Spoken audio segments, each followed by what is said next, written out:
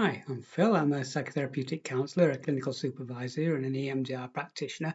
And today I want to talk a little bit more about abandonment, about the how the person with abandonment issues manage needs and what their perceived needs are, which can often be lead to confusion in relationships and within the person with the abandonment issue themselves. So when we think about abandonment, we need to be hooking into the sort of childhood experience that has created the sense of abandonment within the adult or the generalized fear of abandonment within the adult, because it's not quite rational for adults to be walking around terrified of being abandoned, because they can look after themselves, they can survive, they aren't going to starve, if they get abandoned or rejected by a partner, or they perceive they're being abandoned, not just left and somebody's moved on to start a new life. But the thing is, when we have abandonment in our process due to historical, obviously abandonment, that makes us react very sort of sensitively around anything that relates to abandonment. So of course we're always on the lookout for it. And when we meet someone and we form a relationship, often the needs from our early relationships get projected onto the current relationship. So of course, it's going to be incredibly difficult for someone an adult to be able to attune to you exactly to meet the needs that you originally needed met as a child, because it's more than likely that's not going to happen, or that partner is going to get it wrong. Yeah, they might be able to give it a good go and give you the mirroring you need and the support you need, but it's always going to fall short of what you should have had as a child. So if you didn't get it as a child, typically we search for it as an adult, and we keep discovering that other people will let us down in the way that we got let down before. But that's not actually what's happening. It's just that the person in the present is just not attuned to look after you as though you're a child and meet all of the needs of your child. That's not what adults do. Adults are there to support their partners, love, nurture, do all sorts of adult things with them. They're not there to be a parent. And that's what often the person with abandonment issues is looking for. They're looking for a parent figure, but they might not be aware of that. So when they're meeting someone and they think this person is amazing, this person is going to be, it's good for me. Often it's the child part of their process is actually is sort of believing that this person is able to meet my needs. But of course, they aren't going to do that. They're going to fall short. So when they do fall short, of course, the child is going to feel rejected. Like, this is something that's been done on purpose. This person wants to hurt me. This person's deliberately abandoned me, which might be a lot of the original feelings from childhood getting obviously projected out into the present. So of course, the abandoned child will react to these situations as though they're really happening.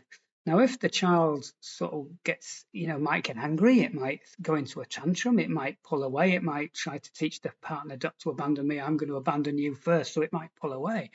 But in any case, it's not acting from an adult perspective in that point. And when we deal with, abandonment issues, a bit like my previous video, I spoke about how to utilize TA therapy to sort of help people with abandonment issues to sort of recognize what's going on in the present and stop reacting to everything that went on in the past, because that's typically what's happening in these situations, which causes a huge amount of distress for the person who was abandoned as a child, because once again, they do actually believe in that moment that they're getting abandoned again. And they haven't just got that, what's going on in the moment, because of course all the historical wounds have been ripped open and all of that pain from those times are now getting pumped through the body. So it can almost like become, almost like a PTSD reaction to that situation can occur. So depending on how the abandoned child deals with that stress will be how they react to that. So like we say, some people might go to rage, some people might be drawn to attack their partners because they believe that that person is abandoning them, when actually that might be just a perception. It might not be that that person's abandoning them at all. But of course, it could be that they're being abandoned by that person, but they're not being abandoned. That person maybe has grown out of the relation. Maybe the relationship isn't for them. Maybe it's just not what they want anymore. They're not abandoning you to starve, to die, which is, of course, what your process believes. So it's how do we sort of, if we have these abandonment issues, how do we catch ourselves at the first opportunities when we feel those threads of insecurity start coming into our process? Say if we see our partner talking to somebody else in the street, the abandoned partner of our process might immediately then start to think, oh, I'm going to leave that person for me. He's, going to leave me for that person. That's going to happen, yeah. And then when that person gets home, of course, you're going to be watching to see if they've got any sort of they're acting strange. You're looking for any evidence to prove what you think is going to happen because of what the perception that you've created when you've seen this person interacting with somebody else in the street. So what we're needing, the abandoned child to be able to do in that point is actually start to bring in some rational thinking. Is actually to start, asking itself, just because I've seen that person, talking to someone in the street, does that mean that really they're going to leave me? And why would they leave me? What's so bad about me that they need to leave? Because quite often that's a big part of the abandoned child is it's not just that the other person is going to leave them, it's because the other person is going to leave them because they're bad, they're not worth it, they're not worth staying with. Because deep down, because the abandoned child was abandoned, they don't believe they've got worth because they weren't shown worth. So that lack of self-worth plays a huge part in this as well. So it's a massive ego wound, of course, when somebody leaves them or if somebody's talking to someone else, that part of them that doesn't feel worth it is going to be activated, and it might create intense jealousy, envy.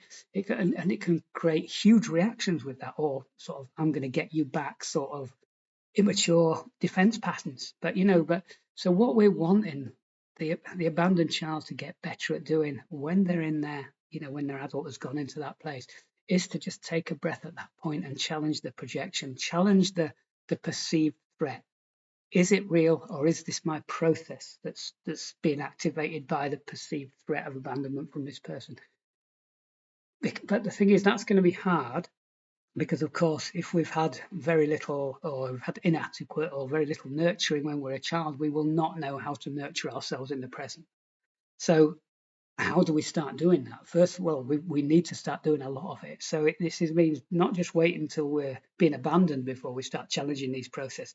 We need to start challenging them near enough on a daily basis, on an hourly basis. Whenever we feel a negative feeling, or we feel that someone's abandoned us, we feel a shot of shame going through our body, we feel too much anger. We need to be analysing these feelings all of the time just to get on top of it, to see what that's going to spiral into. Because if all of a sudden you suddenly start to feel a little bit abandoned or something going on there, if you can catch that at that point, you're probably going to stop it from spiraling and creating a sort of a bigger adrenaline response. So if you don't stop it, of course, that's likely to happen.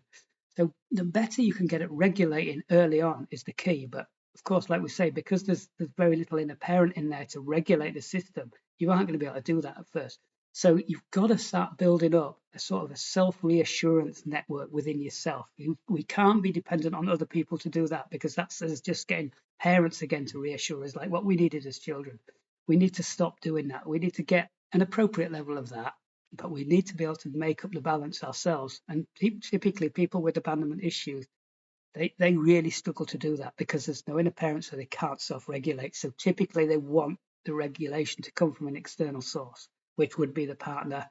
Or if that partner is going to leave, they may go find another source to regulate those sorts of feelings as well. And then it will be wash, rinse, repeat. But if that person can actually regulate themselves, then they can begin to calm. They can really think to, start to challenge the value of themselves, of, the shame defense that they're getting, that they've been left because they're worthless. It might not be because they're worthless and they're not good enough that they've been left. It might be that their partner was selfish. It might, and I'll talk a bit more about this in other videos about what sort of people might be attracted to people with abandonment issues, just so we can sort of understand a little bit of what goes on for both sides in that party. But typically, the abandoned child will start to feel a lot of shame and obviously rejection.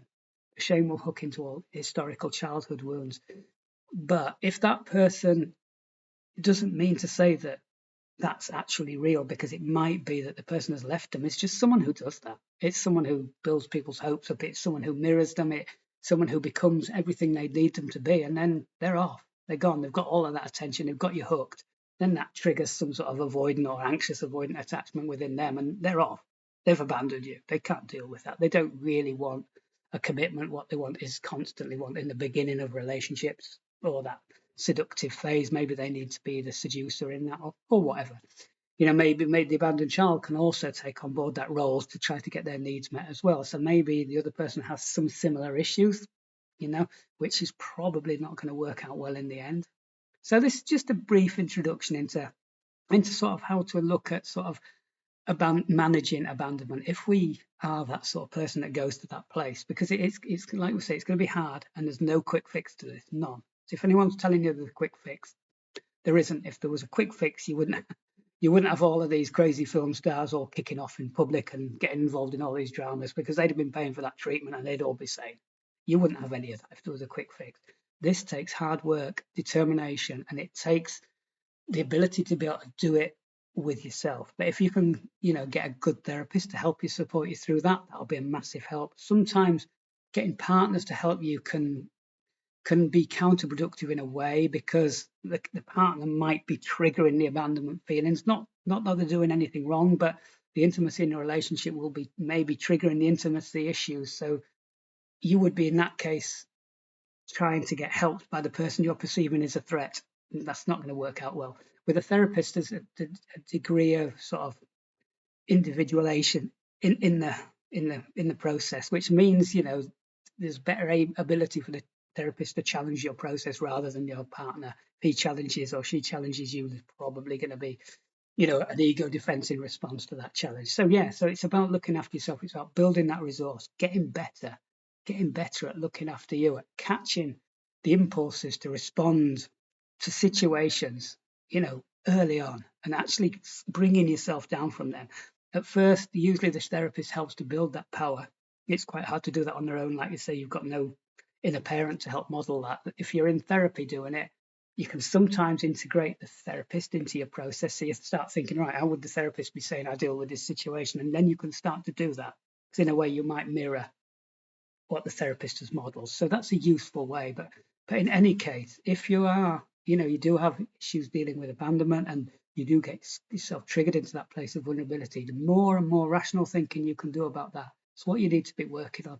And then find other ways to help you. But be careful who you get to help you, because you need to be the right people, not the people who are going to just take on board the parent role. It needs to be someone who's going to be an adult where we can bounce ideas off, who can be supportive but not a parent, because your process will probably want another parent, which is probably going to end up in another dependent thing. You're going to be dependent on that person to meet those needs, and that's what we're trying to get you off.